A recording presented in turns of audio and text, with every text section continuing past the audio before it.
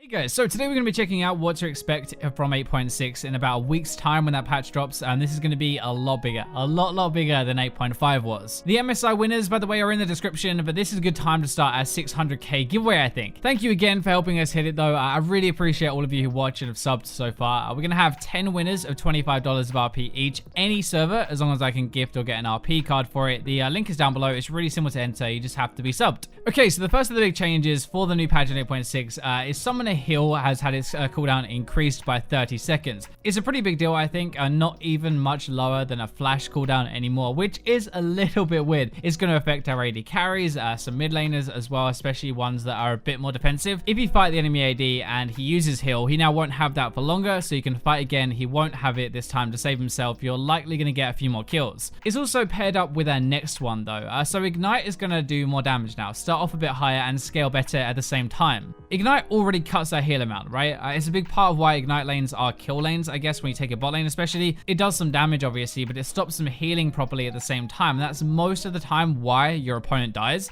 It's going to be a 4-minute lower cooldown than heal now as well, so it will always be there to counter it. Basically, heal gets nerfed, heals counter, Ignite gets buffed at the same time. Pretty interesting. It does seem like Riot kind of want to promote more fighting bot lane, and I'm all for that. In other lanes as well, actually, let me slap people about in the lane phase. That is awesome for me, and even more so with some other changes. There is a new rune, a Chrysalis, I think that's how you say it, second row with second wind and conditioning in the resolve tree. That means that Mirror Shell and Iron Skin have been removed from the game now, and this new rune actually starts the game with 60 health now. After 4 kills or assists, you consume that health and you gain either 9 AD or 15 AP. The new rune seems pretty good, honestly. It's really good for like a bruiser. It looks like you want to survive lane a little bit easier with some more health, but then transition into a bit more damage afterwards. I'm not going to spend ages on this because it's kind of cool, but like I would be very surprised if people took this over second wind or conditioning, because those two are just so good. Bone plating also now only lasting 3 seconds. It is used like bot lane, mid lane, top lane, even in the jungle where you don't actually trade, but it is a kind of sort of fights on lane phase or make them a bit better. Being nerfed means they obviously want more fights. I group these all together: the heal nerf, the ignite buff, the mirror shell and iron skin removal, bone plating nerf, because they all have the same aim really: more fights early game. So next up, we're going to be looking at the Ahri rework, mini rework, I guess. These are really big changes. It will 100% make Ahri way more deadly. I think one of the problems most people have at the moment is they feel like they can't really kill people as easily when they get ahead, but this really solves that. Getting rid of the Q move speed is going to be a decent nerf. It will take actually some time to get used to, but it's mostly her charm again. 20% damage amp, right? If you hit that, you should be able to burst them down pretty easily. The last part is really big as well, but it's off and on the PB, so it might not make it into 8.6. On her ultimate, each cast of it reduces the cooldown of her other spells by 1.5 seconds. So if you use your Q to start a fight, for example, right, then you ultimate in for 3 times, so you can Q again at the end. That is the idea. I'm not sure if Ahri needs that part if she is getting the charm damage amp as well, and I'm guessing that they leave out this ultimate part of 8.6, see how the charm does, and then maybe add that in later. Either way, Ahri should be much better again in 8.6, like getting a Ludens, Deathcap, Spellbinder, those type of items should be more than enough damage if you hit your charm. Now some of these I'm putting down as testing. They come often on the PB quite a lot, so we don't know if they're going to be in 8.6 or not. Ghost though was changed to a flat percentage for most of the PB rather than scaling, making it much better early game. Ghost is really good at chasing down people. Maybe this is kind of tied into their lane phase stuff. Maybe they want a Darius with Ghost and Ignite running you down. I hope not, because that doesn't sound very fun, but I guess the reason this is testing is because on some champions it's already very strong, and buffing it would buff them even more. This is another testing one, but it would be a massive rework if it happens. Right now it refunds all mana used for 7 seconds when it's active, right? So this new version is huge.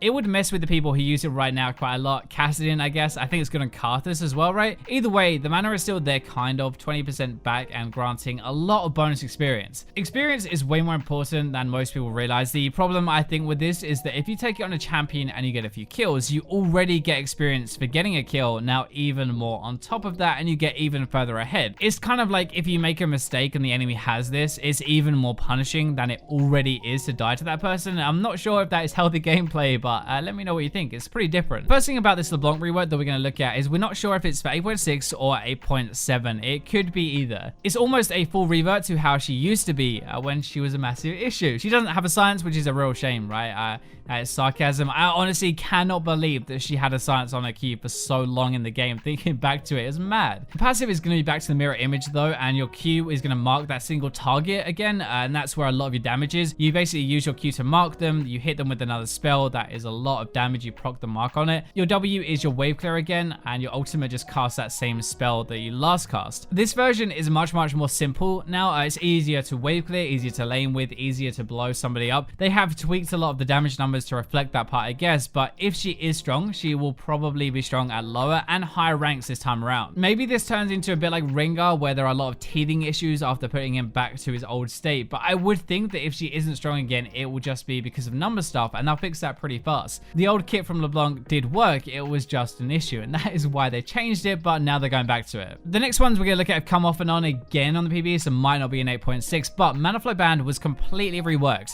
This is kind of cool, I think, actually, and better than what we have at the moment. It is more about scaling rather than kind of being a lane bully with more mana. It also synergizes with some stuff specifically, like Archangels, right, getting more AP, which is nice, but that might mean that it is broken on a champion with that and not on champions that don't build it, like supports. I guess so, either way, it kind of fixes the issue that they have at the moment with Mana Flow Band, and they're probably going to do this rework or a different one. Sticking with runes, we actually do have another Keystone Conqueror. We've kind of talked about this a little bit before, but it's a new precision Keystone that is on the PB, and I really think this should be out in 8.6. It has been changed slightly since the last time we looked at this. It's only lasting 3 seconds now, and it grants a little bit less AD. It still has the 20% damage conversion to true damage though, and melee can refresh it while hitting an enemy champion. It's a real duelist Keystone. Fiora and Darius think those kind of champions will get a lot out of this. Ranged champions don't make a lot of sense with it though. 20% true damage is really good, don't get me wrong, but 3 seconds is not much time to use it, and AD carries especially aren't really able to burst in that window properly.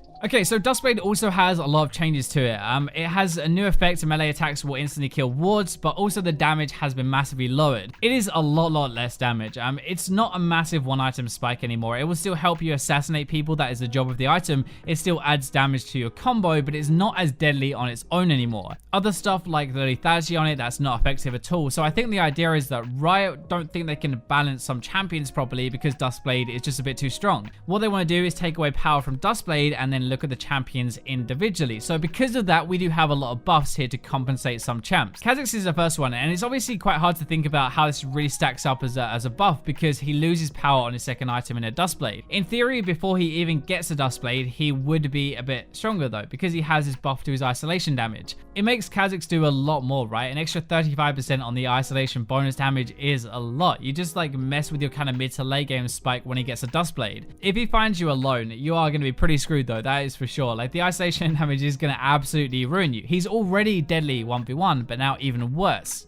The Kayn changes are a bit smaller, but then a lot of people go red Kayn right now anyway, and I think more people probably will after this at the same time. Giving him a bit more AD ratio is kind of nice, but the passive stacking thing is the bigger thing. And I say it's smaller because the passive is about 2 minutes faster apparently. If it ends up being more than that, it could be awesome because Kayn is notorious for being pretty bad without transformation, but as soon as he gets it, he kind of goes to another level and is actually really good. Shaco is the next one up for this kind of like look into Duskblade. There are 2 different versions. One is here right now, similar to how it is on live. The damage is slightly different, reduces your Q cooldown by 2.5 seconds when you attack afterwards. That's not really any different, but the original set of changes was a lot bigger though. The duration was a flat 3 seconds, so you don't actually have to max that first anymore. They wanted you to max your E and be more deadly because of that, even though Duskblade was nerfed. That was the idea, but it seems like they might have backed off of those changes for now and gone to the simpler version instead. If Shaco does get a lot weaker in 8.6 though, then we're probably going to see the bigger changes come back for 8.7 to buff him that way. Talon is another one though. The passive damage scales a lot better into the game. Ultimate does a bit more damage, and I think Talon is actually pretty underrated, but I'm not really sure this makes up for the Duskblade damage you lose. All of the buffs are basically for mid to late game once you actually have some AD, especially early to mid, it's not really going to be helping. Wukong though has some really nice changes. I actually quite like these. Even if you built him slightly more bruiser, this will still be good for you. 50% bonus AD on your Q now when you max his first as well, mostly max his first I think, will make that thing really hurt. It's going to be good for Assassin Wukong, especially like 1v1, he'll be able to burst people without just his ultimate, which will be pretty nice, and even with a Duskblade, that will add on top of it with that damage you're losing. Zed is another one which is seems good. Like his Q chain seems bigger than 10% more damage on his ultimate though. If you can hit all of your shurikens on a target, they should take a lot more damage, but remember, Dustblade did count towards your ultimate pop damage with the bonus and stuff, so that will still suck. If we move away from the Dustblade stuff, we have a couple more item changes that are going to be a little bit bigger. So Abyssal Mask, for example, the aura now gives you 15% bonus instead of 10%, but the size is massively reduced. The item isn't really changing itself, but it's only going to apply to the champion you're hitting, to be honest. It's a lot smaller. The radius is like about half of what it is right now. It makes the item a lot less useful in team fights. You won't be applying to everybody around you, but actually even better on that target that you are next to that you're focusing. Looking at Rainyday very quickly, we talked about 4 different rework versions in a video yesterday, but the one we have right now is the one I actually like. Well, I say I like it, I wish it was staying the way it is, but it has less base stats. Your on-hit damage though scales with AD and AP, and the stacks give a percentage increase of your AD and your AP instead of a flat amount. The short version is that this isn't really a first item anymore. It's still very good later, so you might see like a Wit's End into Runans or Blade the Rune King and then a Rage Blade third, for example. The problem is that this gives bonus AD, not total, and we don't really build AD with the Rage Blade anyway, so I don't know if this is actually going to work or not. We have a few like maybe big changes, so like Lee Sin, his Flurry passive is going to give more energy back and his ultimate damage has been increased. These are quite nice changes and will help you be a bit more of a threat in team fights, help you farm a bit better as well, I imagine. I think this is kind of like to compensate though for the removal of Tracker's Knife. Both Rapid Fire Cannon and Static Shiv are also getting changes. They're pretty big if they go through. Rapid Fire Cannon damage is a little bit up, but Shiv is going down. The main thing is that it will not be doing bonus damage to minions anymore, so its wave clear is going to be a lot worse. It is one of those things that you won't really realize how much that helped you until the nerf hits and it does a lot less. It won't ruin the item or anything, but it will make pushing a lot more difficult, especially when that damage could crit. It could do a lot more than just the base value that is shown on screen, and that is when you're probably going to notice it most. So anyway, those are the main changes in 8.6 now. I hope you guys enjoyed the video, having a little look at what is coming in about a week's time. Not all of this might be there, but most of it should be. It gives you a good idea anyway. Thank you for watching the video. Remember to enter the giveaway, but for now, I'll leave you with the robots.